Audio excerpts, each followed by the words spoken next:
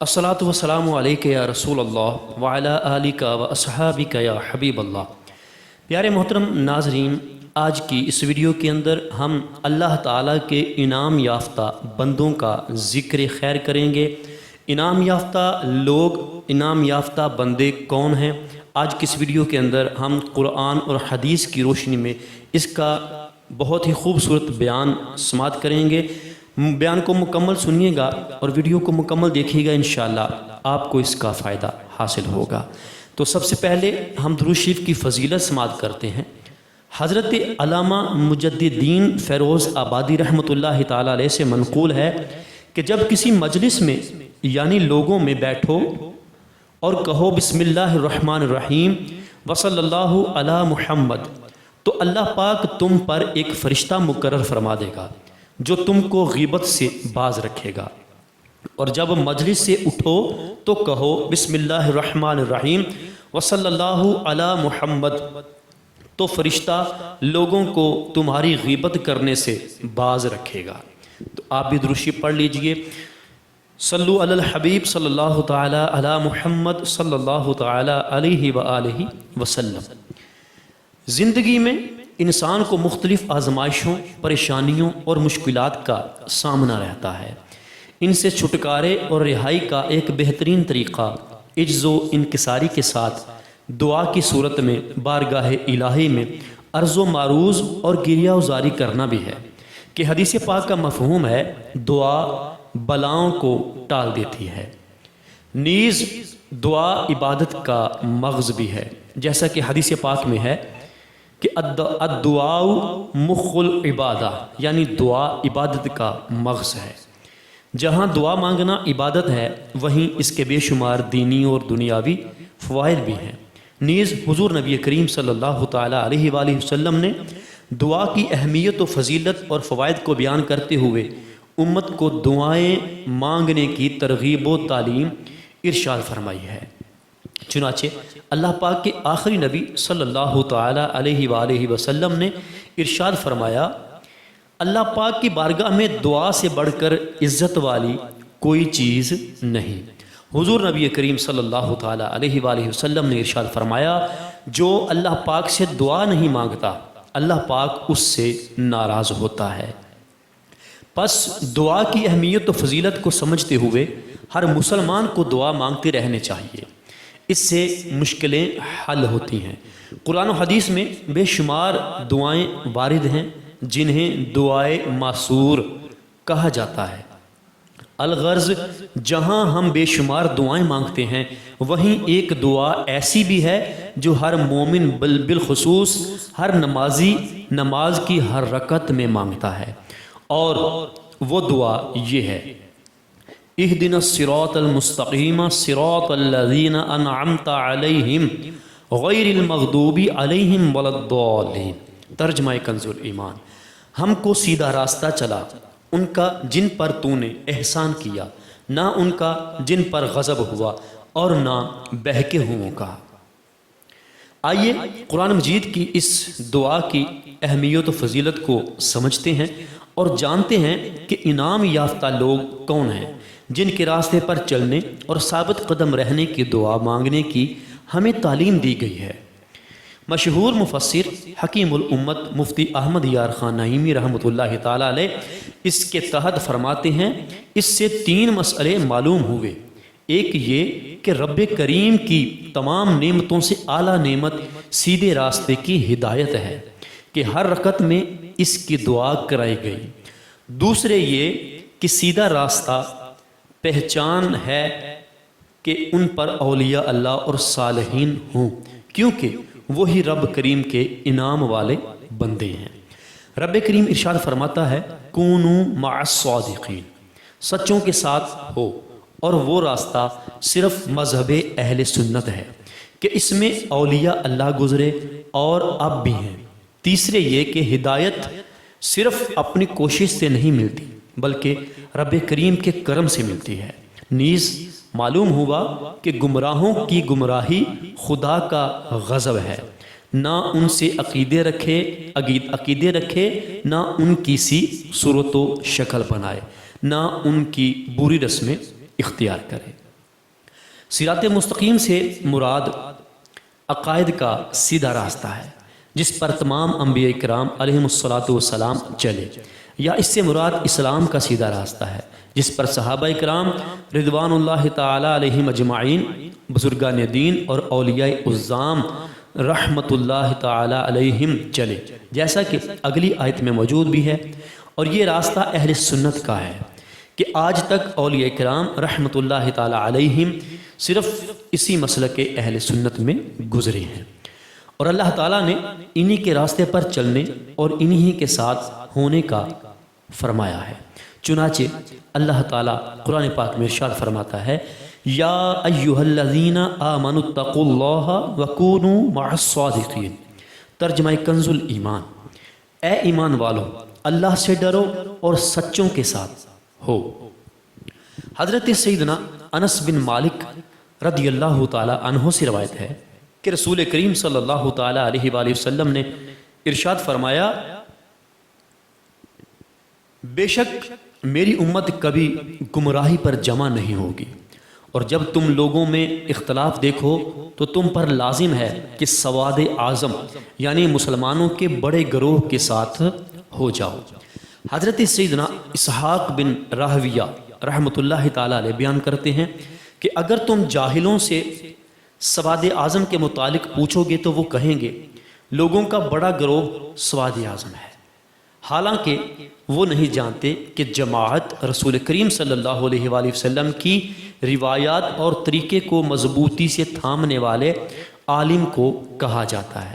تو جو اس عالم کے ساتھ ہوگا اور اس کی پیروی کرے گا وہ جماعت ہے، اور جس نے اس معاملے میں عالم کی مخالفت کی اس نے جماعت کو چھوڑ دیا۔ مشہور شارح حدیث حکیم الامت مفتی احمد یار خان نعیمی رحمۃ اللہ علیہ میرات المناجی جلد 1 صفحہ 172 پر فرماتے ہیں کہ خیال رہے کہ بڑی جماعت سارے مسلمانوں کی معتبر ہے، نہ کہ کسی خاص جگہ اور خاص وقت کی، لہٰذا اگر کسی بستی میں ایک سنی ہے سب بد مذہب تو وہ ایک ہی سواد اعظم ہوگا، کیونکہ وہ صحابہ سے اب تک کی جماعت کے ساتھ ہے۔ حضرت سیدنا عبداللہ بن عمر رضی اللہ تعالی عنہما سے روایت ہے کہ حضور نبی کریم صلی اللہ تعالی علیہ وآلہ وسلم نے ارشاد فرمایا کہ بنی اسرائیل 72 فرقوں میں بٹ گئے تھے اور میری امت 73 فرقوں میں تقسیم ہو جائے گی، ان میں سے ایک کے سوا سب جہنم میں جائیں گے۔ صحابہ کرام علیہم رضوان نے عرض کی، یا رسول اللہ صلی اللہ تعالی علیہ وآلہ وسلم وہ نجات یافتہ فرقہ کون سا ہے؟ ارشاد فرمایا، ما انا علیہ و اصحابی، یعنی وہ اس طریقے پر ہوگا جس پر میں اور میرے صحابہ ہیں۔ پس ثابت ہوا کہ جن امور پر بزرگان دین رحمہم اللہ تعالی کا عمل رہا ہو وہ صراط مستقیم میں داخل ہے، لہٰذا صراط مستقیم پر ثابت قدمی کے لیے ضروری ہے کہ کسی کامل شخص کی صحبت و پیروی میں رہا جائے۔ چنانچہ حضرت سیدنا امام فخر الدین رازی رحمۃ اللہ تعالی علیہ بیان کرتے ہیں کہ بعض مفسرین نے فرمایا اہدنا الصراط المستقیم کے بعد صراط الذین انعمت علیہم کو ذکر کرنا اس بات کی دلیل ہے کہ مرید ہدایت اور مکاشفہ یعنی معرفت کے مقامات تک اسی صورت میں پہنچ سکتا ہے جب وہ کسی ایسے پیر کامل کی پیروی کرے جو صحیح راستے کی طرف اس کی رہنمائی کرے، غلطیوں اور گمراہیوں کے مقامات سے بچائے، کیونکہ اکثر لوگوں پر نقص غالب ہے جس کی وجہ سے ان کی عقلیں حق سمجھنے، صحیح اور غلط میں فرق کرنے سے قاصر ہیں، لہٰذا ایک ایسی کامل شخص کا ہونا ضروری ہے، ناقص شخص جس کی پیروی کرے یہاں تک کہ اس کامل شخص کی عقل کے نور سے ناقص شخص کی عقل بھی مضبوط ہو جائے گی۔ اس صورت میں وہ سعادتوں کے درجات اور کمالات کی بلندیوں تک پہنچ سکتا ہے۔ ترمذی شریف میں حضرت سیدنا عدی بن حاتم رضی اللہ تعالی عنہ سے مروی ہے کہ اللہ پاک کے آخری نبی صلی اللہ تعالی علیہ وآلہ وسلم نے ارشاد فرمایا، مغضوب علیہم یعنی غضب ہوا سے مراد یہود اور دلال سے مراد عیسائی ہیں۔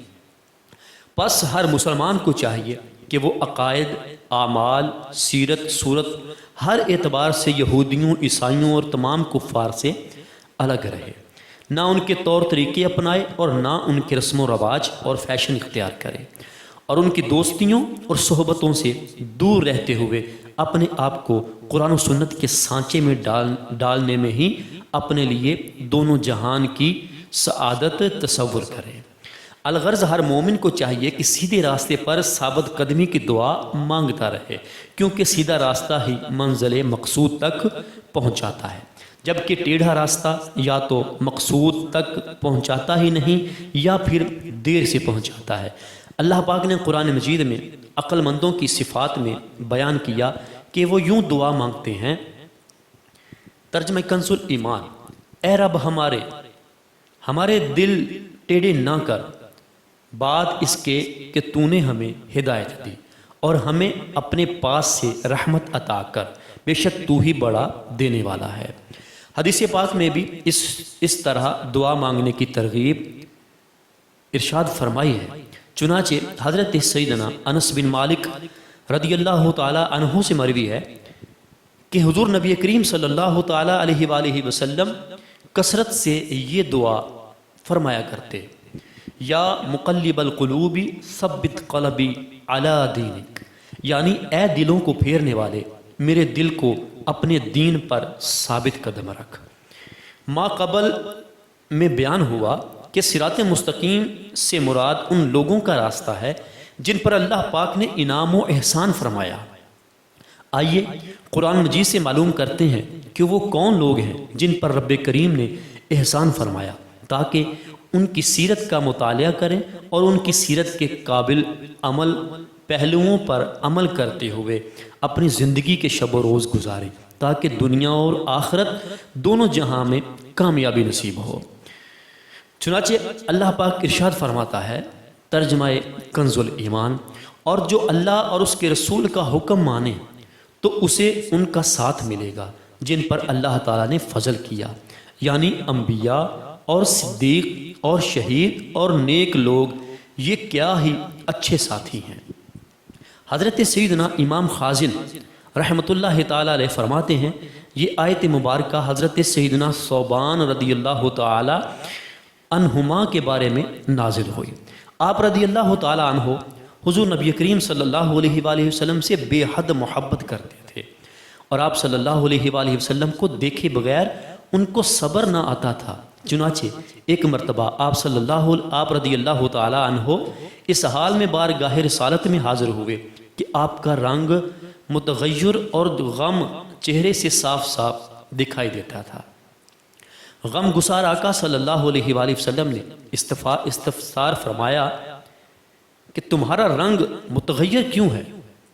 عرض کی، یا رسول اللہ صلی اللہ تعالیٰ علیہ وآلہ وسلم، مجھے نہ تو کوئی مرض ہے اور نہ ہی کوئی درد، پس جب آپ صلی اللہ علیہ وآلہ وسلم کا دیدار نہیں ہوتا تو مجھ پر شدید گھبراہٹ طاری ہونے لگتی ہے، اور یہ حالت ہو جاتی ہے جو آپ ملاحظہ فرما رہے ہیں، اور اس وقت تک رہتی ہے جب تک آپ صلی اللہ علیہ وآلہ وسلم کا دیدار نہ کر لوں، لیکن جب آخرت کو یاد کرتا ہوں تو اس بات کا خوف ہوتا ہے کہ میں آپ صلی اللہ علیہ وآلہ وسلم کو دیکھ نہ سکوں گا، کیونکہ آپ تو انبیاء کرام علیہم السلام کے ساتھ اعلیٰ علیین میں ہوں گے، اور اگر میں جنت میں داخل ہو بھی گیا تو آپ صلی اللہ علیہ وآلہ وسلم کی منزل سے ادنا منزل میں ہوں گا، اور اگر جنت میں داخل نہ ہو سکا تو کبھی بھی آپ کی زیارت نہ کر سکوں گا۔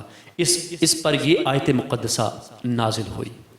اور یہ بھی منقول ہے کہ بعض صحابہ کرام علیہم رضوان نے بارگاہ رسالت میں عرض کی، یا رسول اللہ صلی اللہ علیہ وآلہ وسلم، اس وقت کیا حال ہوگا جب آپ تو جنت کے بلند درجات میں ہوں گے اور ہم نچلے درجے میں، تو پھر ہم آپ صلی اللہ علیہ وآلہ وسلم کو کیسے دیکھ سکیں گے؟ تو اللہ پاک نے یہ آیت مبارکہ نازل فرمائی۔ پھر اس آیت میں غلامان مصطفیٰ کو تسکین دی گئی کہ جنت میں بھی مقام و مرتبے اور منزل کے فرق کے باوجود انہیں بارگاہ رسالت میں حاضری کی نعمت سے سرفراز کیا جائے گا۔ نیز انبیاء کرام علیہم السلام کی اطاعت و فرما برداری کرنے والے ان کی صحبت و دیدار سے محروم نہ ہوں گے، کہ حدیث پاک میں ہے المرء مع من احب، یعنی آدمی اسی کے ساتھ ہوگا جس سے محبت کرے گا۔ حضرت سیدنا امام خازن رحمۃ اللہ تعالی علیہ فرماتے ہیں کہ جو بھی فرائض کی ادائیگی اور ممنوع چیزوں سے اجتناب کرتے ہوئے اللہ پاک کی فرما برداری کرے گا اور سنتوں پر عمل کرے، رسول پاک صلی اللہ علیہ وآلہ وسلم کی اطاعت کرے گا، وہ دنیا میں ہدایت و توفیق کے ذریعے اور آخرت میں دخول جنت کے سبب انبیاء کرام علیہم السلام کے ساتھ ہوگا، جن پر رب کریم کا انعام و احسان ہے۔ مطلب یہ ہے کہ انبیاء کرام علیہم السلام کے ساتھ مخلص فرما بردار جنت میں ان کی زیارت اور صحبت سے محروم نہ ہوں گے۔ یہ معنی نہیں کہ وہ جنت میں ان حضرات کے درجے میں ہوں گے، کیونکہ اگر ایسا ہو تو یہ فاسد و مفضول کے مابین درجے کی برابری کا تقاضا کرتا ہے۔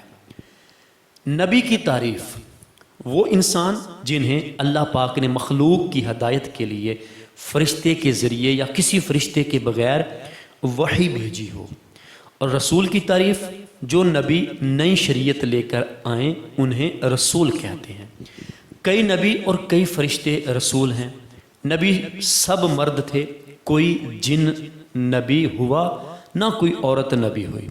عبادت ریاضت کے ذریعے سے آدمی نبی نہیں ہوتا، محض اللہ تعالیٰ کی مہربانی سے ہوتا ہے، اس میں آدمی کی کوشش نہیں چلتی۔ البتہ نبی اللہ تعالیٰ اسی کو بناتا ہے جس کو اس لائق پیدا کرتا ہے، جو نبی ہونے سے پہلے ہی تمام بری باتوں سے دور رہتا ہے اور اچھی باتوں سے سنور چکتا ہے۔ نبی میں کوئی ایسی بات نہیں ہوتی جس سے لوگ نفرت کرتے ہوں۔ نبی کا چال چلن، شکل و صورت، حسب و نسب، طور طریقہ، بات چیت سب اچھے اور بے عیب ہوتے ہیں۔ نبی کی عقل کامل ہوتی ہے۔ نبی سب آدمیوں سے زیادہ عقل مند ہوتا ہے۔ بڑے سے بڑے حکیم فلسفی کی عقل نبی کی عقل کے لاکھویں حصے تک بھی نہیں پہنچ سکتی۔ جو یہ مانے کہ کوئی شخص اپنی کوشش سے نبی ہو سکتا ہے وہ کافر ہے، اور جو یہ سمجھے کہ نبی کی نبوت چھینی جا سکتی ہے وہ بھی کافر ہے۔ معصوم کون ہے؟ انبیاء اور فرشتے معصوم ہوتے ہیں، یعنی ان سے کوئی گناہ نہیں ہو سکتا۔ نبی اور فرشتے کے علاوہ کسی امام اور ولی کو معصوم ماننا گمراہی اور بد مذہبی ہے۔ اگرچہ اماموں اور بڑے بڑے ولیوں سے بھی گناہ نہیں ہوتا، لیکن کبھی کوئی گناہ ہو جائے تو شرعاً محال بھی نہیں۔ اللہ پاک کا پیغام پہنچانے میں نبی سے بھول چوک نہیں ہو سکتی۔ نبی کی طرف تقیہ کی نسبت کا حکم، جو یہ کہے کہ کچھ احکام تقیہ یعنی لوگوں کے ڈر سے یا کسی اور وجہ سے نہیں پہنچائے، وہ کافر ہے۔ انبیاء علیہم السلام تمام مخلوق سے افضل ہیں، یہاں تک کہ ان فرشتوں سے بھی افضل ہیں جو رسول ہیں۔ ولی کو نبی سے افضل ماننے کا حکم، ولی کتنے ہی بڑے مرتبے والا ہو کسی نبی کے برابر نہیں ہو سکتا۔ جو کسی غیر نبی کو کسی نبی سے افضل بتائے وہ کافر ہے۔ سب سے پہلا انسان اور سب سے پہلا نبی حضرت آدم علیہ السلام سب سے پہلے انسان ہیں۔ ان سے پہلے انسان کا وجود نہ تھا، سب آدمی انہی کی اولاد ہیں۔ سب سے پہلے نبی ہیں۔ اللہ تعالیٰ نے ان کو بے ماں کے مٹی سے پیدا کیا، اپنا خلیفہ بنایا، تمام چیزوں اور ان کے نام کا علم دیا، فرشتوں کو حکم دیا کہ آدم علیہ السلام کو سجدہ کرو۔ سب نے سجدہ کیا سوا شیطان کے، اس نے انکار کیا اور ہمیشہ کے لیے ملعون و مردود ہوا۔ حضرت آدم علیہ السلام سے لے کر ہمارے نبی محمد رسول اللہ صلی اللہ تعالیٰ علیہ وآلہ وسلم تک بہت نبی آئے۔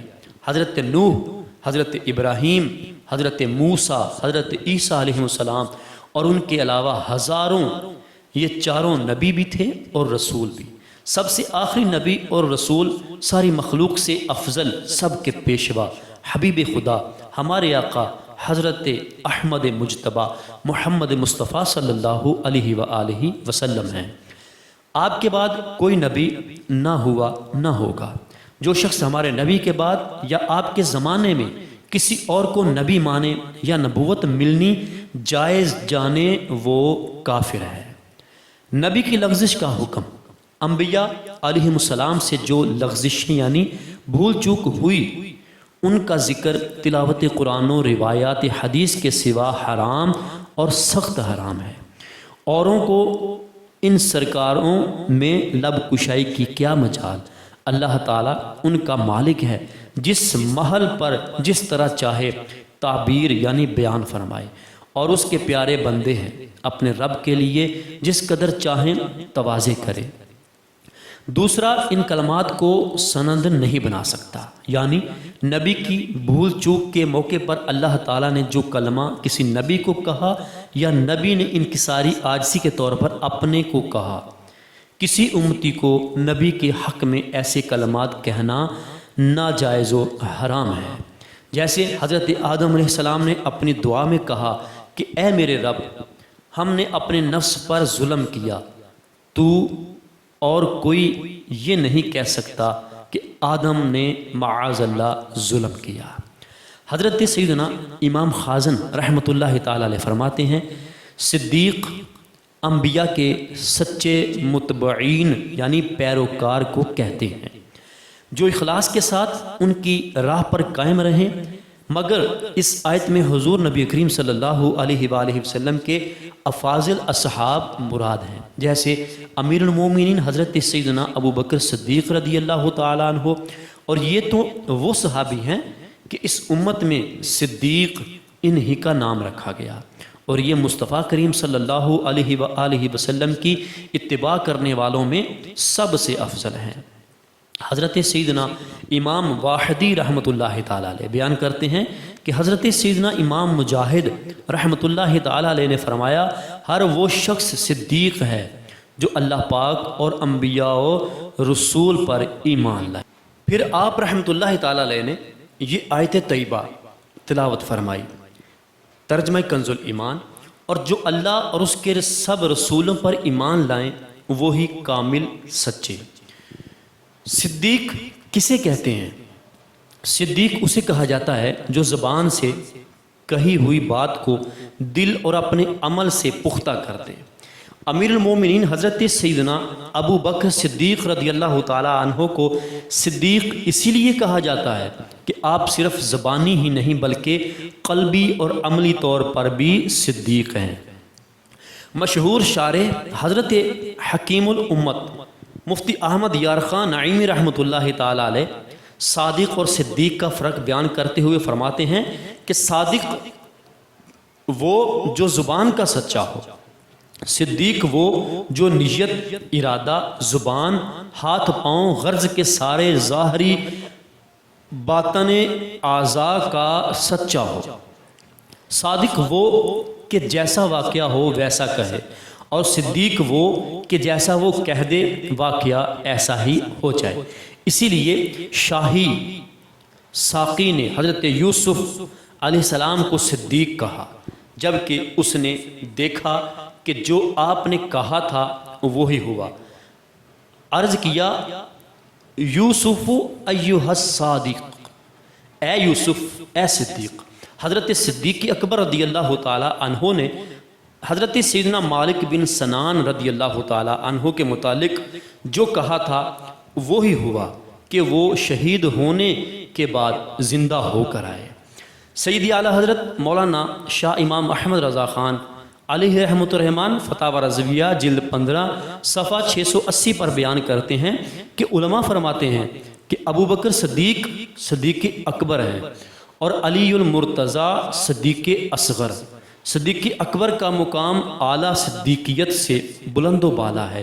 نسیم الریاض شرح شفا امام قاضی ایاز میں ہے، لیکن ابو بکر رضی اللہ تعالیٰ عنہ کی تخصیص اس لیے کہ وہ صدیق اکبر ہیں جو تمام لوگوں میں آگے ہیں، کیونکہ انہوں نے جو حضور صلی اللہ علیہ وآلہ وسلم کی تصدیق کی وہ کسی کو حاصل نہیں، اور یوں ہی علی کرم اللہ تعالی وجہہ الکریم کا نام صدیق اصغر ہے، جو ہرگز کفر سے ملتبس نہ ہوئے اور نہ ہی انہوں نے غیر اللہ کو سجدہ کیا، اور باوجود یہ کہ وہ نابالغ تھے۔ حضرت سیدنا امام خازن رحمۃ اللہ تعالی علیہ فرماتے ہیں کہ آیت میں مذکور الشہداء سے مراد وہ لوگ ہیں جو راہ خدا میں مارے جائیں۔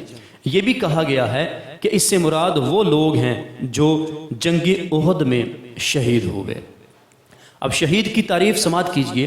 تفسیر خزائن العرفان میں پارہ 2 سورہ بقرہ کی آیت نمبر 154 کے تحت ہے کہ شہید وہ مسلمان مکلف طاہر یعنی پاک ہے جو تیز ہتھیار سے ظلماً مارا گیا ہو اور اس کے قتل سے مال بھی واجب نہ ہوا ہو، مار کا جنگ میں مردہ یا زخمی پایا گیا اور اس نے کچھ آسائش نہ پائی، اس پر دنیا میں یہ احکام ہے کہ نہ اس کو غسل دیا جائے نہ کفن، اسے اس کے کپڑوں میں ہی رکھا جائے، اسی طرح اس پر نماز پڑھی جائے اور اسی حالت میں دفن کیا جائے۔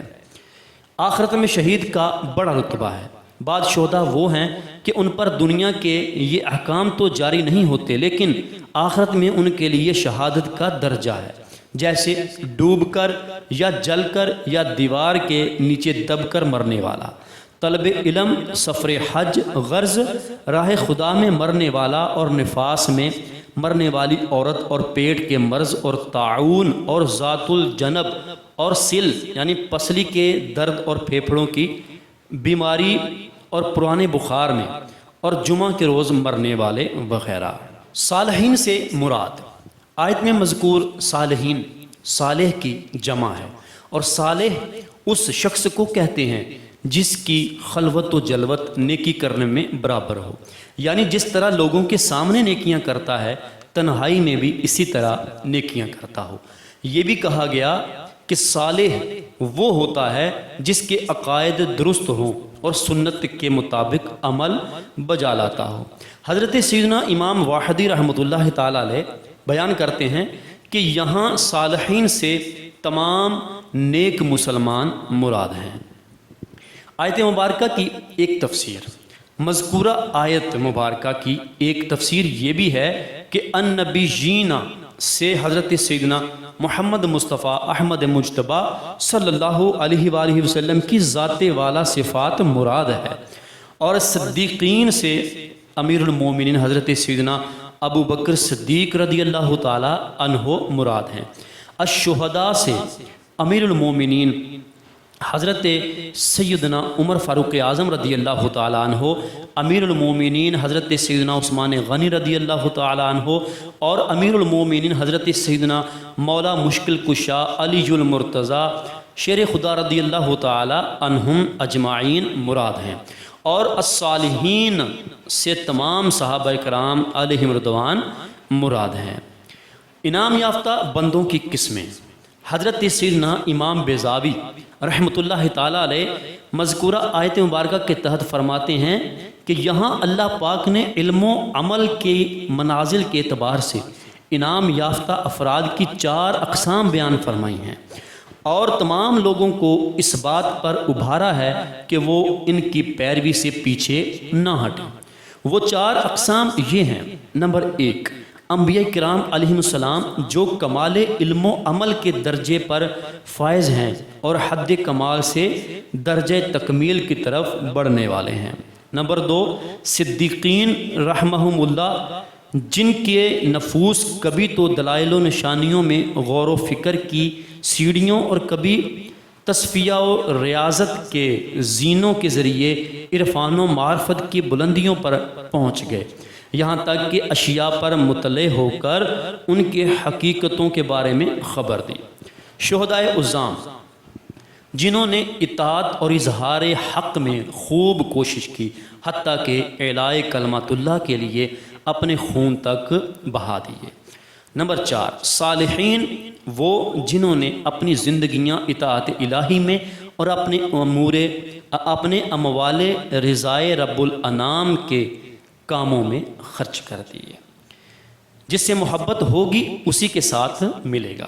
حضرت سیدنا انس بن مالک رضی اللہ تعالیٰ عنہ بیان کرتے ہیں کہ ایک شخص نے بارگاہ رسالت میں عرض کی، یا رسول اللہ صلی اللہ علیہ وآلہ وسلم قیامت کب آئے گی؟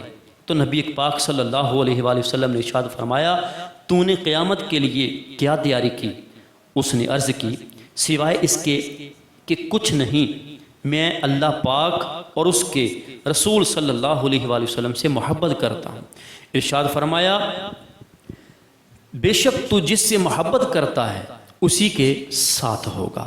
حضرت انس بن مالک رضی اللہ تعالی عنہ نے فرمایا کہ اسلام لانے کے بعد ہمیں کسی چیز سے اتنی زیادہ خوشی نہیں ہوئی جتنی حضور نبی کریم صلی اللہ علیہ وآلہ وسلم کے اس فرمان سے ہوئی، بے شک تو جس سے محبت کرتا ہے اسی کے ساتھ ہوگا۔ پھر حضرت سیدنا انس بن مالک رضی اللہ تعالیٰ عنہ نے فرمایا، پس میں اللہ پاک اور اس کے رسول صلی اللہ علیہ وآلہ وسلم، حضرت سیدنا ابوبکر صدیق اور حضرت سیدنا عمر فاروق اعظم سے محبت کرتا ہوں اور امید کرتا ہوں کہ میں انہی کے ساتھ ہوں گا، اگرچہ میں نے ان جیسے اعمال نہ کیے ہوں۔ ہمیں چاہیے کہ انعام یافتہ لوگوں کے راستے پر چلنے کی دعا کرنے کے ساتھ ساتھ ان کی سیرت کا مطالعہ بھی کریں، نیز ان کی سیرت کے قابل عمل پہلوؤں پر عمل کرنے کی کوشش کریں تاکہ ہماری دنیا بھی سنور جائے اور قبر و آخرت میں بھی نفع اٹھائیں، کیونکہ کامیابی ان انعام یافتہ بندوں کے نقش قدم پر چلنے سے ہی ملے گی۔ اللہ پاک ہمیں انبیاء کرام علیہم السلام، صدیقین، شہداء، صالحین کی سیرت پر اخلاص کے ساتھ عمل کرنے کی توفیق عطا فرمائے۔ جی محترم ناظرین، آج کی اس ویڈیو کے اندر ہم نے اللہ تعالیٰ کے انعام یافتہ بندوں کے بارے میں خوبصورت سا بیان سماعت کیا۔ یقیناً آپ نے یہ بیان سنا ہوگا اور آپ کو اچھا لگا ہوگا۔ اگر ہماری یہ ویڈیو، ہمارا یہ بیان آپ کو اچھا لگا ہے تو اس کو لائک کیجئے، اچھا سا کمنٹ کر دیجئے اور ہمارے چینل کو سبسکرائب کر دیجئے، ساتھ ہی بیل نوٹیفیکیشن کو آل نوٹیفیکیشن پہ پریس کر دیجئے۔ اس کا فائدہ آپ کو یہ ہوگا کہ ہم روزانہ جو بھی ویڈیو اپلوڈ کریں گے وہ آپ کو سب سے پہلے مل جائے گی۔